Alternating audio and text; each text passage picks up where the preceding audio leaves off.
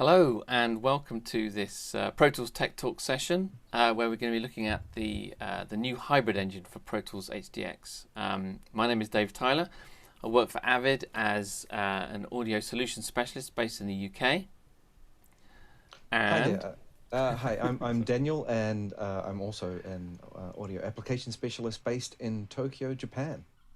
Cool. Looking forward to talking to everyone today about this really exciting announcement.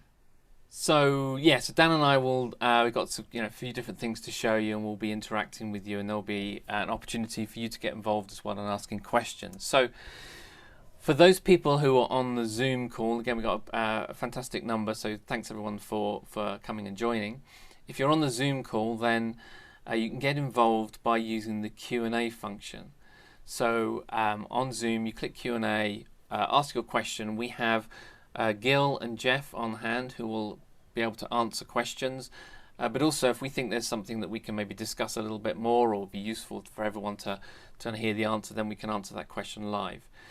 We also are streaming on a number of social media platforms, on Avid's Facebook and Pro Tools feeds, on YouTube, on LinkedIn. So if you're on any of those platforms, we have people from Avid there as well. They'll make themselves known to you. You can ask them questions, they can reply. But again, if there's something which would be a good discussion point, they can bring the question over and we can answer it on the Zoom session too. So as I say, lots of opportunities for you to get involved. So this is how the session is going to look. I want to talk a little bit about kind of where we're coming from, the history of DSP, and why it's still applicable. We'll look at the HDX system and how it's designed, how it works today, and then Dan will take us on to look at how the hybrid engine changes that workflow. And we'll give you some practical demonstrations in Pro Tools, and then finish off with a kind of look at the difference between the two engines that we will have, the classic HDX engine and the new hybrid engine. So first up, a little bit of history. And talking of history, actually, as many of you will know, Pro Tools is reached its 30th birthday, which is an amazing milestone. And it's really obviously a piece of software that stood the test of time. And I think one of the things which really helped sort of Pro Tools in the early days, it was one of the sort of earliest computer-based audio workstations. So it was, you could buy an off-the-shelf computer, but then you add a DSP card because the computers were not really capable of processing the audio, let alone even the graphics. So you needed outboard DSP in order to process the audio. And of course, and DigiDesign as a company was really at kind of the forefront of that, the beginning of that development. But over time, we've sort of the DSP and the CPU have switched places. So there comes a tipping point where the CPU's taken over, and then we got to the point now where, I mean, if you buy a fully kitted out Mac Pro, you just have insane amounts of DSP, of CPU power, insane amounts of native processing. But we still have HDX, and the question is why? Why do we still need DSP-based systems? What does it give you that just running sort of raw CPU power doesn't? So this is actually a diagram from a blog article that was written when we sort of first came out with HDX and moved to the AX 64-bit platform. And actually, it's still really relevant. I think it's a really great example of where the strengths lie in DSP versus native. So what native gives you is it gives you all the power that you need from your CPU. And it can give you low latency, but it can't give you the power and low latency at the same time. There's always a trade-off, and that comes in the form of the hardware buffer size. If you want low latency, you set a low buffer size, but then you have a reduced power. You can't run complex mixes. What HDX does is it gives you this predictable system. So that's what we call determinism. So essentially, HDX, the DSP chips are not doing anything else. They're not running an operating system. They're not having, don't have a browser running in the background. All the things that your CPU might be doing, they're solely dedicated to the task of processing audio. And therefore, they do that, and they do it really, really well. They do it predictably, and you have this low latency across the board. So regardless of how complex your mix is, you're always going to have that same low latency from your HDX system, and that's really what HDX gives you. So HDX today, that HDX card is doing an awful lot of work. It's doing a lot of the heavy lifting. It's all your mixer is running on the DSP. Your voice handling is coming from the FPGA on the card. You're running plugins on the DSP, and of course you can run them on the host as well. But that HDX DSP is also taking care of, or the HDX card rather, is taking care of the I/O as well. So there's an awful lot of things hinging on this kind of one piece of hardware. And as I say, it does an amazing job, and we'll dig into that and to where its strengths are. But I think one thing that we want to do, which is where the hybrid engine comes in, is looking at extracting some of these things that we're allowing the HDX card to do, and putting those elsewhere in our system so that we get the best of all worlds. So before we move into that, I want to spend just a moment talking about tracks and voices. And the reason for doing this is that as we go on and talk about the hybrid engine, we're going to talk about voices, we're going to talk about tracks, and I think it's important that we all kind of understand where we're coming from, what we mean by this terminology. So in Pro Tools world, a voice is used when you stream audio from the disc into your mixer. When you're using voices, you need one for every single audio path. So if it's just a mono path, then it's one voice, but a stereo path requires two, a 5.1 path requires 6 voices, and so on. So it's important to understand that kind of relationship between voices and width. So in Pro Tools, it's the audio track's job to take that audio from disc. So it's streaming the audio from disc, and that's where the voice comes in. So an audio track will use up voices. A stereo audio track uses 2, 5.1 audio track uses 6 voices, and so on and so on. So that's there's an important distinction there between tracks and voices. Another important thing to bear in mind is that mixer paths don't require voices. So if you've got aux inputs in your session, they don't use up your voice count. So as you're routing audio around your mixer, you're not using up voices along the way. So the way that we talk about voice limits when it comes to Pro Tools Ultimate depends on your audio hardware. So with HDX, obviously we're talking about specifically here, the voice count is tied to the hardware. So you get 256 voices per card at 48 kilohertz. If you're running a native system, so HD native or using a Core Audio or ASIO interface, then you have 384 voices at 48 kilohertz. And the important caveat here is that as it stands today, as you double your sample rate, you're halving your voice count. So if you're running at 96K, you only get 128 voices per card, and so on. So that's an important point to bear in mind at this stage. So as I say, this is a bit of a kind of a diversion from the path to the hybrid engine, but I think it's important to understand what tracks and voices are all about as we kind of move on and understand the terminology. So here are some sort of basics about HDX. This is how it works today, and it highlights maybe some of the limitations that we have with HDX as it is today. So with HDX, the mixer is hosted on the DSP chips on the card. Now that's fine if you're creating like a decent sized music mix, which is it's only stereo, maybe some routing things around. It's things are reasonably straightforward. But as you move into multi-channel mixing, 5.1, 7.1, and especially going up to Atmos mixing, you can find that actually the DSP that you've got on your HDX card starts to become completely consumed by the mixer, and therefore you have no DSP power being left for DSP plugin processing. So that's a problem that we find users are running into. The second thing, as I alluded to already, the voice handling is actually done in hardware. It's done by the FPGA on the card. So in order to break out of that, that's a change to hardware. And another thing, this is again a fairly basic point, but again important to understand that in the HDX world, the AAX DSP plugins are hosted on the DSP chips on the card, and AAX native plugins are hosted on the CPU. So using AX native plugins in some circumstances does actually use up voices to handle this hop between the DSP domain and the native domain, and that's sort of what I want to show on this next slide. So we've got a very basic representation of our Pro Tools HDX system. So we're just going to talk about playback at the moment, keep things simple. So you're playing back audio. It comes from disk, obviously.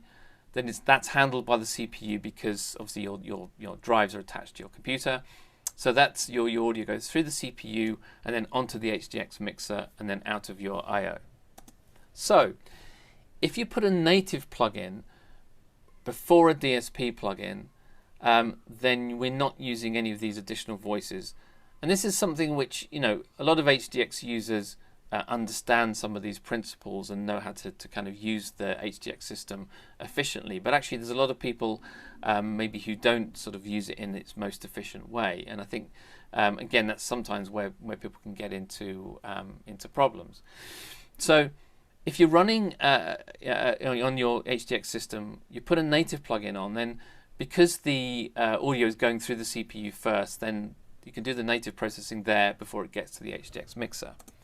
However, if you put a native plugin after a DSP plugin, it requires a voice to hop from the HDX DSP domain back to the CPU, do the processing, and then go back to the HDX mixer. Also, if you put a native plugin on an aux input or a master fader, both of which are running on the HDX mixer, again, it uses up voices to hop from the DSP domain to the native domain and back again. So with the HDX system, there are 64 hidden voices which help to facilitate this workflow. So basically what it does, those voices are reserved. So they don't impact your 256 voices that are available to you. They're there in the background, but actually it's possible to exceed that 64 count and start eating into the usable voices in your session. Again, something which is sort of going on in the background and maybe is invisible to some users, and they don't sort of realize that that's actually going on. Another thing to bear in mind is that in this scenario, these hops add a lot of latency. So as you're jumping from the DSP domain to the native domain and back again, you're adding latency which is double your hardware buffer size. So again, that can have maybe unseen implications if you're trying to track and so on. So this is where I'm going to hand over to Dan, and he's going to unveil the hybrid engine and how that's going to solve all of our problems. All right, thanks very much, Dave. Hopefully you've got my screen there now. We do. And excellent. So yeah, we just wanted to give a little introduction to how the DSP's been working up to now and cover a couple of the concepts that will make it easier to understand the improvements that we're making to the system. Already I've seen some really great questions coming in, so we'll try and touch on a few of them as we go through, but I want to make sure that we get through this in a decent amount of time so we can get onto some of those really great questions. So again, I think covering how we've been using HDX to our advantage now with that determinism also helps us understand why we still use that DSP in the hybrid engine system. So the hybrid engine was a concept and technology that was introduced with Pro Tools Carbon. And while we're taking some time to explain all of this, it's actually pretty straightforward. The mixer runs on the CPU, and really when we require, we put tracks into DSP mode, and that moves them and their processing over to the DSP chips to give you a really low latency path. I think probably most people watching understand that concept of latency, but simply to say on the DSP, due to the fact it's dedicated to that function, has a really short time between the input processing and then output.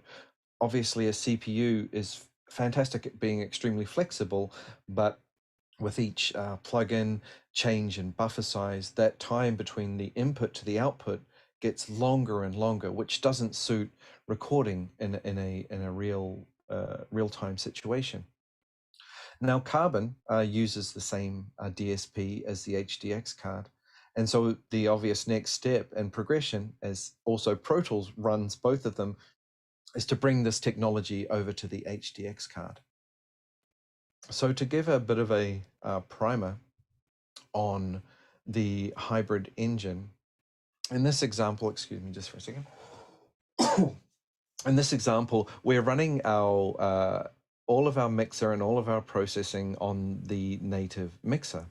And the output of that native mixer is streaming directly to the outputs of our hardware. And this is actually important because this gives us an even lower system delay than we have when we're running all on the DSP and having to go between the native and the DSP all the time. So that's a nice point there. But let's say that we've got this really busy session filled with maybe a lot of virtual instruments. You've already done 90% of your mix. Those kind of situations, you're probably at maximum buffer size. Perhaps you're already struggling but to get all the processing happening. But you need that low latency path. That's when you use the DSP mode, and it takes that channel and all the channels that are downstream from, or the tracks downstream from the track that you enable. And this is then on the DSP chips, which gives you that super low latency path. And actually from the session earlier today, I guess it's good to point out that that's independent of what's going on in the native mixer. You can have your native mixer at the highest buffer size with tons of plugins, but once you move that track over to the DSP, the processing then is done on the DSP and delivered in that sub millisecond, depending on your plugins, of course, time frame, rather than having to go through all of that processing. So that's really where the power is. So I guess, again, it's worthwhile saying that as Dave mentioned earlier, the CPU and RAM in modern computers is really good at doing certain kinds of things, like virtual instruments, like reverbs, other audio processing like noise reduction, which are kind of hard to do on DSP. But what that gives us usually is long latency times. So with DSP mode, we simply enable that and it moves that track and its plugins over to the DSP for that low latency path. So let's have a quick look at what that might look like in Pro Tools on our system and our system usage. All right. So on the left-hand side, we have HDX Classic, and we're just calling it that because this is how it's worked up until now, and it's much easier to talk about something if it has a name.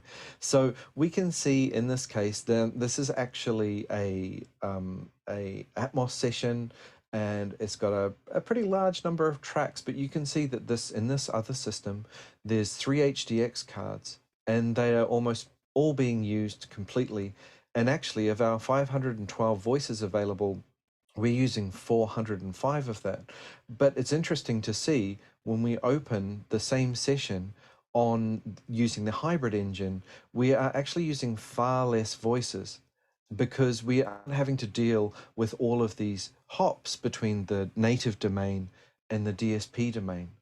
And in this case, with a little bit of load balancing, we're using one of the 3 HDX cards. So, what I mean by load balancing is simply there may be some plugins that there's a DSP version of, and you want to run those tracks in DSP mode just to take a bit of load off the computer CPU. But the hybrid engine, and we'll get to the voices in a minute, has a long way to grow. Whereas the HDX Classic, even with 3 cards, is really hitting that physical limitation that we talked about earlier, those physical limitations on the card that mean it can only do so many voices and only has so much processing, as we mentioned. So that takes us on to DSP mode on the system. And we'll have a little look at this in Pro Tools as well. But just to go over this really quickly, the light green is DSP mode. And that's a track that you've selected to put in DSP mode. And that moves that track over to the DSP.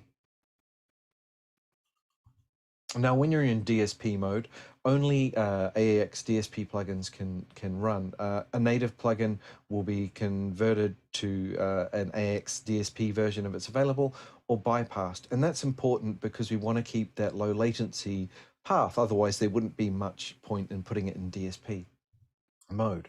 Now, when we're in native mode or a native mode on a track, then only the AAX native plugins run.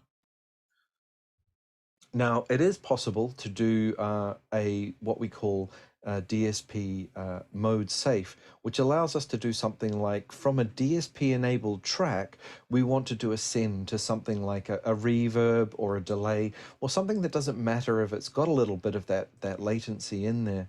So those are the modes we have. And as you can see in my diagram, we have like a bright green color. The dark green colors, as we have the note there, is auto enabled. It just means that it's downstream from that DSP plugin that we've enabled. Now, some of you might have noticed this actually on the system usage window before, but what this does is we're now freed up from some of the physical limitations of the HDX hardware. So previously with an HDX3 system, you would end up with a maximum voice count of the physical limitation of the card. So now what we're going to be able to do, because the mixer is based in the native domain, is have 2048 voices available. And this is a significant increase on any system that we've had available before, native or DSP. Now, the other thing that's really cool about this is 2048 voices, and that doesn't matter how many HDX cards you've got, and it also isn't affected by sample rate. Just as a very quick example, with one card, you would have 256 voices at 48K, but if you wanted to run at 192, you're recording a classical recording or something like that where you wanted that high sample rate, you'd only have 64 voices available, which could be really limiting, especially not only tracking when you come to mix later. So to make full use of this new increase in voice count, we have also upped the audio track count to 2048 audio tracks. But I think here is where I wanted to stop and just clarify something. As Dave went over before, we have this idea of voices and tracks. But as he mentioned before, that a voice is when we are doing a couple of certain things.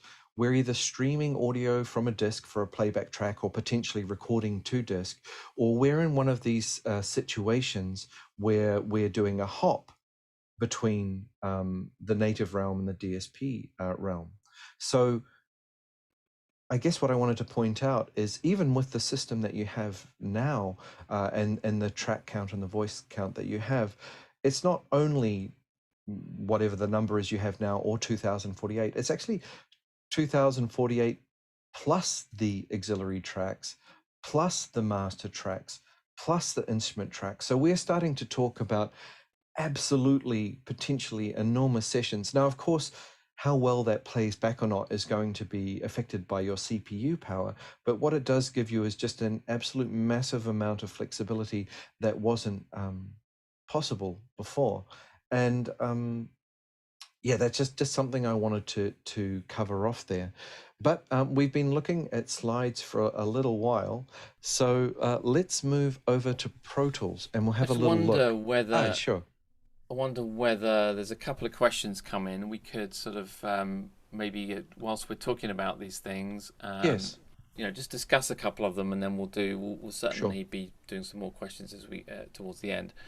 I thought there was one interesting one was about the impact upon heavy virtual instrument users, and I'm going to defer to one of our venerable beta testers who is as heavy a virtual instrument user as I know, just creates gigantic scores. And okay, so he's got an all singing, all dancing Mac Pro, but he absolutely loves the hybrid engine because he's getting all the benefit of that CPU power. And because then the mixer is sitting on the CPU and not sitting on the cards, you're getting a much better experience with virtual instruments. And in fact, what we've found is because of all the work we've done for the to writing the HD drivers that we do, we actually get a better native experience than you would do if you're running just a conventional sort of core audio or ASIO interface. So I think actually, if you're a heavy virtual instrument user, then you're going to find real benefit in the hybrid engine. Yeah, I think, Yeah. Dave, actually, this has been something that I've experienced as we've been looking at the hybrid engine, but also with the same concept on carbon, where I've had quite my CPU really on an older machine getting near its maximum capability to play back all those virtual instruments, but then I wanted to like sing a few lines or play a bit of bass or something like that, and I could put that track in DSP mode and instantly have that super low latency track while the CPU was busy doing the things that it's good at with those virtual instruments and all those RAM. So I think that's exactly it. I think in most cases, for someone that's a heavy virtual instrument user or any really CPU intensive process, this is going to be a much better experience. Yeah, absolutely. So there's lots more coming in. Maybe we'll just do one more to discuss. So there's one about, will there be some type of automatic optimization by the hybrid engine to reconfigure and optimize the handoff between the computer and the cards? I thought that was interesting because, I mean, essentially that's what all the work that we put into the hybrid engine is all about. We want to make that transition from DSP mode to native mode and back again as seamless as possible. And actually, maybe we should sort of jump into demo because you're going to show that in your session, Dan. And I think Yeah. there's an awful lot of complex stuff going on in the background, a lot of clever engineering that's gone on to make this work. To you as the user, you just press a button and it just does its thing. And I think that's the really cool thing about this. So maybe we should we'll do that, and so we'll come back and answer more questions. Cool. So hopefully you can see my Pro Tools screen now. Yep. Awesome. So my session is extremely simple, but it's really just to make a couple of illustrations about a few things. So I've been speaking to you through Pro Tools this entire time, and actually, we're sitting in native mode right now, as we can see from our little discussion earlier. This is in gray, which means that it's currently in native mode, and we can see that although I have an HDX One system here using the Thunderbolt 3 chassis from Avid, and I'm not using any DSP. That's all completely available. So what I'm going to do is take my voice here and pop it into a DSP DSP mode.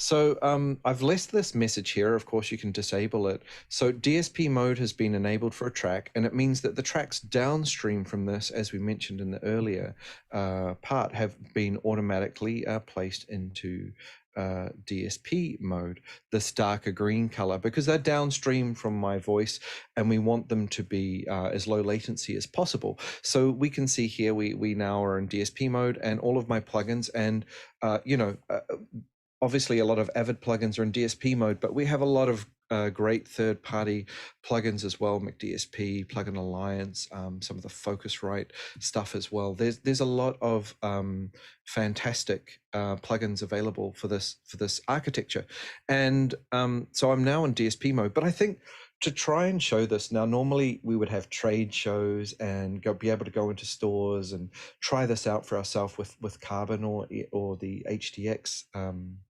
hybrid engine when it's available. But I just wanted to try and show a little bit what this is like. If I'm a musician, if I'm someone doing a voiceover, all I want to do is to hear my voice as quickly as I can, because the more delay, the more latency we have between my voice going through the microphone and coming back to my monitoring, the more off-putting it is. And so to try and demonstrate that just a little bit, I've actually got the same track, as you can probably see here, going into two channels. Now, one, they've got exactly the same plugins, and I'm just going to unmute the native one, and you'll hear the difference in timing, and it's probably a little off-putting. And you can imagine if you're trying to record a voiceover that or play an instrument in time, that would actually be quite off-putting as you're trying to record in time, or just listen to your voiceover without that kind of latency. And this is what it's all about, really, is let the CPU do what it's great at. But when you need a low latency path, put it in DSP mode. So while we're explaining a lot, it is pretty simple. But I thought there's a nice visual way that I can show this as well. I've actually got the same tracks bust out of my system.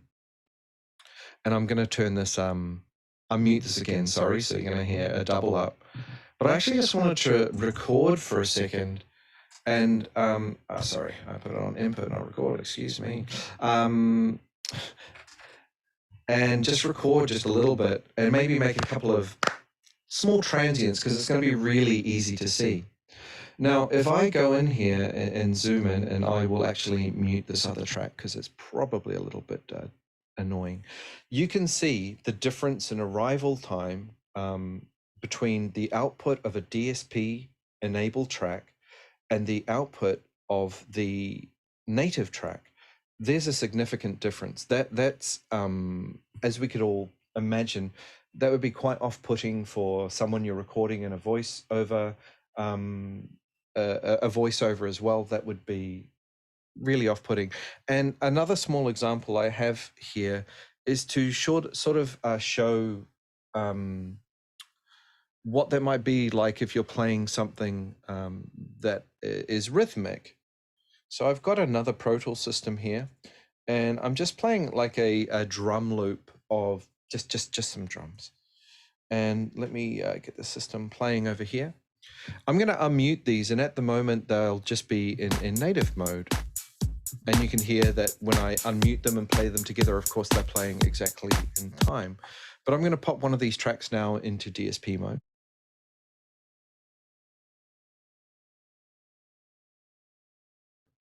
It's actually got a very similar chain of plugins to my voiceover track. And now I'm going to play this again, and you're going to hear the difference between on something that's percussive, and it's going to make, I think, a really obvious difference, that the timing is offset from each other. But the great thing is, of course... Sorry, we lost you as you're just deactivating your DSP. No, sorry. So now when I activate that DSP on both channels, of course, it's exactly back in time again. It's just a really simple demonstration, but really same thing with Carbon as well, Pro Tools Carbon, but the HDX hybrid engine, putting on a pair of headphones and listening through a microphone, the difference between the native realm and the DSP, the DSP domain and the native domain is really, really telling. So that's just something that I wanted to show really quickly in Pro Tools. It's quite simple, but I think it helps us understand why this would be. Now, again, it's a simple session, but I could have a ton of virtual instruments or a ton of plugins running. But when I put these things in DSP mode, it gives me that super low latency path. So I think, Dave, unless we had something else we wanted to follow up with on the questions, you were going to jump into something. Yeah, let's show a sort of a different example, another way to use it. But as I say, I think that's just a great example. Just with all those plugins you've got on there, just pressing that button. I mean, it's just like a second or two, and what's going on in the background is actually there's a lot of work, going on, moving plugins to the DSP and back again. But to you, at the user, it's just it's pretty seamless. So I'm going to just share a different Pro Tools session. So what I'm going to do is just set this up quickly. Is show you. Hopefully, can you see my Pro Tools screen? Yes. Excellent. So this is our tried and tested Agent MX0 session, which is one of our demo sessions we've been using for a while, and I chose it just because it's a good example of it. It's a decent sized post session. You've got plenty of dialogue tracks. Then we move down. We've got all of our music tracks all broken out into separate instruments. many of them actually running live as virtual instruments, down to our effects, backgrounds and Foley, and then finally down to my stems and print tracks down at the bottom. Okay, so this, as I say, it's a decent sized session. So I now move over to the mixer. If I move, you can see as I go through the session, if I move over to the left, so some of the playback tracks, you can see that they're in native mode. So the plugins in native mode, the tracks in native mode, that's just sitting on the DSP. So what I've chosen to do in this case is when I get down towards the end of the session where all my stems, my print masters and so on are, if I just move that along there, it's a bigger session than I thought. There we go. My stems, my print masters and so on, I've put them all into DSP mode. So what I wanted to do really was, there's a couple of things I suppose. One is sort of offloading some of that work to the DSP using what sort of Dan referred to as load balancing. But also, because these are print tracks, then I've actually put them into DSP mode. And I think a question actually came up about this, but I'm using the blue mode as I would do on an HDX system. And if I sort of monitor those print tracks, maybe using a matrix or something like that, then I'm going to be able to switch between playback and input without any latency. So I'm making use of the low latency for that purpose. So if I look at my system now, so I'm using say a little over half of the HDX card itself. And I'm using that. There's some mixer processing going on because I'm doing some routing. I've got some plugins there, for my chains, my stems, just some EQ, some limiting, some compression, and so on. So I'm just kind of making use of the DSP that I have now. If I open this up on an HDX system, then most likely the vast majority of that card would be used by the mixer, and I wouldn't have any DSP left for running plugins or anything else. So this is really where the hybrid engine comes into play. It's that hybrid of the mixer running on the CPU, but offloading parts of it onto the DSP chips where it makes sense. So it gives us this amazing sort of ability to work with the best of the worlds, but the best of both worlds, and that's what the hybrid engine really is all about. Yeah. So with that, so if we move back in, sorry, yeah, go down. Yeah, I was going to say, I think there's a lot of really great questions coming in, and one that keeps coming up. I guess where did we want to get to it, Dave? But when and how is this available? I guess that's one. Should we? I tell you what. Let's go. Let's just do a little bit of comparison. We've got between hybrid engine and HDX Classic. Let's get through that, and then let's dig into how and when you get it, because I know that people really want to know that. So if I just switch back to good old PowerPoint for a moment there. So and it's just a bit of a summary really of I guess some of the pros and cons of working with HDX versus the hybrid engine. And we've talked about this before, but this what you get with the HDX engine, with the Classic, is it's a predictable performance, but it's limited by the card in the ways that we talked about. Again, voicing is part of the hardware, so again it's a limitation. Native processing can consume voices, but then you've got the plus side that you can mix and match DSP and native plugins within certain constraints. Multi-channel mixing can consume a DSP, as we talked about, but on the plus side, the DSP restores itself the same every time. If I'm working in room A with an HDX2 system, I save my session, move into room B, open it the next day, then it's going to open up in exactly the same way, and that's not always the case with the CPU. So if we look to the hybrid engine, the performance is based on the CPU. So your choice of CPU does come into play possibly more than it would have done for an HDX system. But I think possibly that's true for most people these days anyway. But because we're doing the voicing on the host, not the card, we've got this massive voice increase and track increase, and making use of the native mixer. We're not using up voices, we're not incurring additional latency with these hops back and forwards between domains, and that's again a really important point. And our native mixer is efficient, scalable, and then we can add the DSP in for load balancing. So as I say, these are kind of, I think some of these are pros and cons, and maybe at this point it's really important to say that as an HDX user, all you do is you check a box to turn the native engine on, and you uncheck it to turn it off again. It's really very, very simple. So you really have the choice of working in the way that you want to work. And just kind of the last sort of slide, as it were, is that I think we wanted to maybe think of some examples where, well, maybe why would you turn the hybrid engine off? You might be running a really complex music tracking session. You want all your paths to be low latency. And if you can run that within the limitations of the HDX mixer, then why not just turn the hybrid engine off and use HDX in that way? That's absolutely fine. You might be running an older CPU, and again, you might prefer that predictability that you're used to getting with HDX. Again, that's absolutely fine.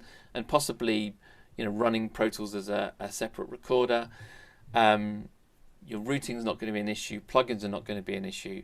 So again, it's down to that sort of low latency workflow. And again, there's no reason why you can't sort of turn the hybrid engine off and on. And I think that's the real beauty of this, is that you have the choice to work in whatever way you want to work. So with that, I think, Dan, the question on everyone's lips is, how do I get the hybrid engine? Excellent. So I'm just going to steal the screen share just for a second, and just let you know that hopefully you can see that now. That actually this is already, sorry, let me expand that out a little. Is already available. Quite a lot of information is available on our website already about hybrid engine, and when it's going to be available. And if we have a look through there, we will see that essentially we're planning for this release later this month, and that if we look also at the frequently asked questions about the hybrid engine. So if you're wanting some more details, I definitely recommend going to have a look over there. But essentially, I'm really happy to say there's nothing else required except for the latest up-to-date version of Pro Tools when we release it, and so that you're on a current subscription or you have an up-to-date update and support plan, then you're going to be able to get these features to use with your HDX card or with your Carbon. So I think that the other point that I wanted to touch on, this reminds me of this, is to really remember what this gives us. I've seen the questions come up, and we'll get to some more questions because there's some really good ones, but what this really gives us is this amazing flexibility. Pro Tools is the same mixer, the same sonic quality between the native versions, the DSP versions, the mixer algorithms, and all of that system underneath are the same. So the system that the Pro Tools session that you build on your laptop will also work with Carbon. It will also work with Hybrid Engine, and that is so flexible because when you're on the move, your laptop or your plugins are going to be available, and all that for when you're out on the road or you're in a more compact situation. But when you need to record, you can use Carbon, or if you have an HDX system with that HDX hybrid engine, to get that really high performance of CPU power, but that low latency when you need it. And I guess that's the thing that's popped up in the questions a couple of times, but really it's that thing of trust the native engine and all its delay compensation to do its job. And then when you need it for you're recording someone, or you need to monitor something, or you have a hardware insert that's relying on external gear, there's examples like that where of course you want to put it into DSP mode to get that as small amount of latency or delay in input to output time as possible. So I just wanted to touch on those few things. So I think that's really cool that everyone who has the hardware capable of this, an HDX card, and is up to date on the software, is going to have this feature really soon. So yeah, I think that's a pretty easy answer to the question of who gets it and when do they get it. Relatively soon, and anyone who's eligible to get the latest release of software when it comes out. Yep, so just make sure your subscription is up to date, your upgrade plan is up to date, and you're all good to go. So it's not long to wait now.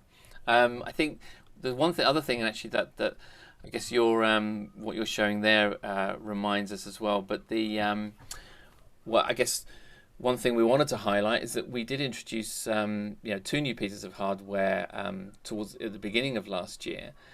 That was the expansion chassis. Dan's already mentioned that. I'm using the same chassis. So there's the desktop and rack mount version. I've got mine set up with a Mac Mini on one side and an HDX card on the other.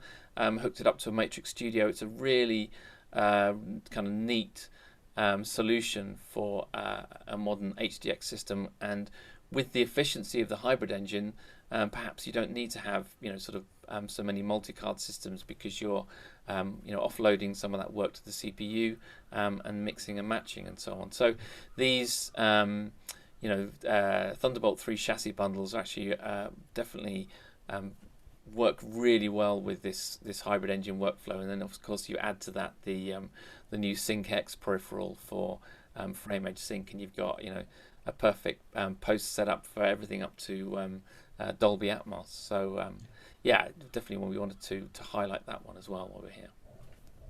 Absolutely. So we have some great questions coming in. So I think one. So there's one here, and I think you've kind of answered it, Dan. But I do think it's worth saying. Someone's asked, can you touch on delay compensation, how it's handled in the new engine for post-production, where we require everything to be in sync? And I think what you said, Dan, was absolutely right. Is that basically you just trust the system, because I mean delay compensation is something that's been in the Pro Tools software for an awfully long time. So we have we've been refining it for all those years, both in the native and the DSP domains. So we know, as obviously the engineers who are designing all this stuff, they know exactly sort of how the Pro Tools mixer works. So as they're designing this system, they know that when they're moving from one domain to another, what needs to be changed on the delay compensation side and so on. So again, without sort of delving into some areas that are probably going to fry your brain, I think we have to sort of say we trust the amazing people who create the Pro Tools software, because obviously delay compensation is absolutely critical to everybody who's doing any kind of audio mixing, whether that's music or post. If your delay compensation is off, then bad things happen. So as I say, exactly. Trust it. And I think we'll probably ask for some of our other team members to maybe pop up a couple of questions they think have been answered but might be worth sort of answering live. I saw an interesting one, like, how does this affect my options for my system? I mean, as I said, the great thing is if you have HDX cards, this already works. But I suppose this is where you end up with this situation that you have this amazing power with the HDX hybrid engine, but also because it's got that DigiLink connector and the interfaces that are available from Avid and a few others out there, you really get to choose how to build that system and scale it up and down. And one card may be enough, but there may be some circumstances when you do need more, you are using more DSP, or you need more IO, and you're going to be able to expand that up and down. So, if you do have an HDX3 system, then you're going to be in a really good place. You're going to have plenty of DSP available and all of that potential IO as well. Yeah, absolutely. That's so important that the HDX has always given us that kind of expanded IO options, as well as the DSP and the voice handling, all the other things it does. So yeah, absolutely. DSP cards, that's the way you're going to get all those that high IO count with a Pro Tools system. So yeah. Essentially that doesn't change really. There's a bunch of really questions that are slightly off the hybrid engine topic. We're really looking at the hybrid engine topic today. And after the next Pro Tools release, there will be a number of other things that we will need to touch on, and we'll be scheduling another webinar, and also making sure that that information gets out there. So apologies if we're not answering your question directly, but we can't always answer certain things ahead of a release. But with the hybrid engine, we know it's definitely happening, and we've all been using it with great results. So apologies if your specific question isn't getting answered, but rest assured that we'll make sure there's good information available with the next release that answers some of the questions that are being asked. A number of interesting and well-placed questions that will get some nice answers with the next release of software. Yeah. So one thing, actually, there's a couple of questions that have come up around virtual instrument workflows. And I think actually this is an important one to address, because the low latency DSP path is all about audio tracking. Okay, so we don't have instruments that run on DSPs. It's just not it's not a feasible workflow. Native CPU is the perfect place to host a VI. So that is one scenario where you do need to do some juggling with your with the native side. You will need to bring your hardware buffer size down in order to get sort of good VI performance. So, but again, it's still, to me, using the native engine, it feels like it's more. It is actually running very efficiently, and actually bringing down my hardware buffer size has been less of an issue. And of course, we're showing sort of higher hardware buffer sizes to kind of demonstrate the, kind of make clear the issues of latency and so on. But I think it's, important to recognise that the low latency workflows and so on are very much about audio recording. And if you are tracking with VIs, then you do have to manage that buffer size. But as I say, I do think you're getting a better experience with the hybrid engine than you would have done with HDX. I'm absolutely 100% sure on that one. And it is interesting. I think it popped up in the first time we ran through the webinar, but that if we're running on a native engine, is there if I'm not using a lot of DSP mode tracks, am I going to see a huge benefit? And actually, in my personal testing so far, the same session opening just using core audio versus the same session opening using HDX hybrid engine, because of those really deeply integrated drivers with the hardware, it does seem to operate significantly more efficiently on exactly the same session. So again, like Dave said, with those kind of virtual instrument kinds of sessions, and that was the session I was checking with, I saw a nearly threefold increase in average CPU usage by running on the core audio, whereas with the HDX hybrid engine, I saw significantly less CPU load. And that's all to do with it having that really direct communication with the outputs for the hardware. Yeah, there is one here actually. I think we should answer, because we may well have said it already anyway. But will this large voice count also be implemented in an HD native system? And the answer is yes.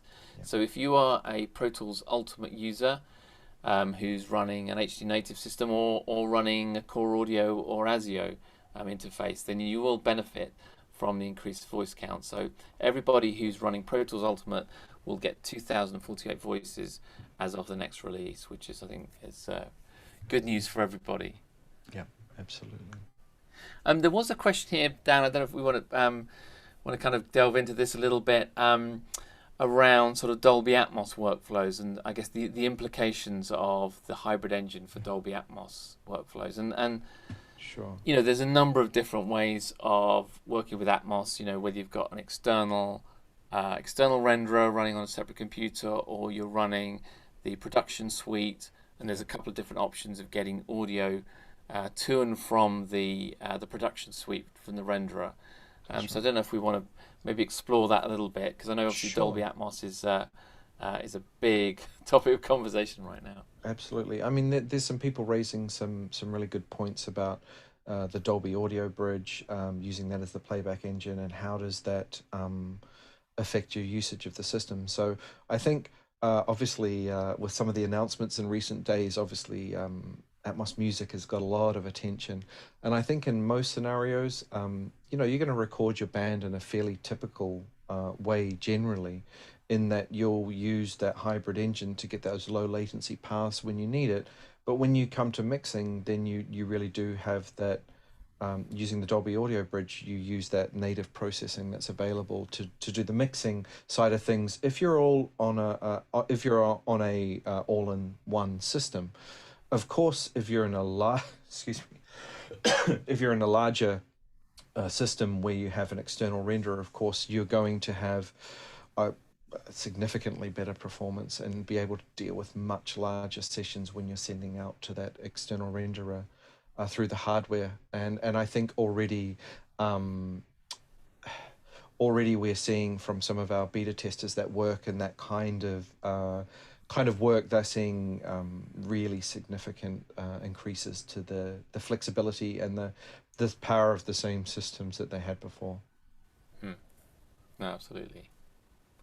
So we've got a couple of people asking, and this, strictly speaking, is something which we're looking forward to as part of the next release. But you know, people do want to know about some aspects of the HDX mixer, and whether they'll be available with the native mixer, specifically around sidechained LA compensation.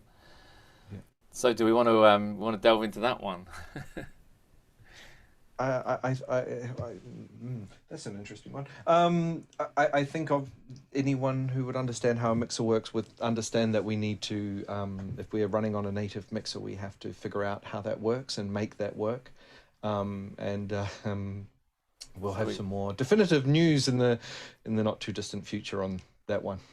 Yeah, absolutely. So I think, you know, without giving anything away, I think parity between the mixers is of utmost importance to us. So you can read into that what you will, and to say the announcements will be coming very soon, and we'll also be running another one of these Tech Talk webinars, delving much more deeply into the rather long list of features and things to discuss when it comes to the next release of Pro Tools. So I'm looking forward to that one.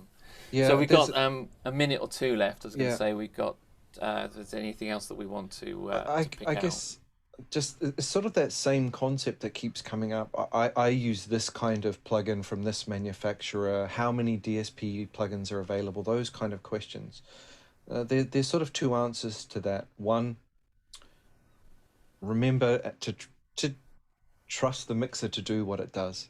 When you're mixing after you've recorded, you may not need those tracks to be in DSP mode, so just use whichever plugins that you like to use. It's when you put it in that low latency mode and you're tracking and you need the appropriate plugins for there, that's where you've got to be a little bit more careful about your plugin choice. But absolutely, if there's a plugin manufacturer that you really like, absolutely get in touch with them and tell them that you would love for them to have their plugins available on the HDX, on the AAX DSP platform. It's certainly available out there for people to code for if they would like to.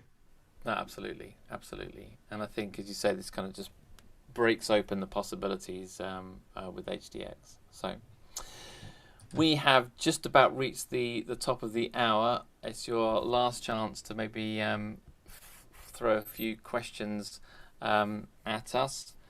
Otherwise, and as I say, thanks to Jeff and to Gil for their amazing work in the background, frantically typing answers to your questions and passing some through to us. So we really appreciate the effort, and all the people out on the social media stream. So, as I say, we'll be continuing to do more of these. We're going to be doing what we're calling these Pro Tools Tech Talk webinars, which is more about digging into maybe new features, new releases, and so on.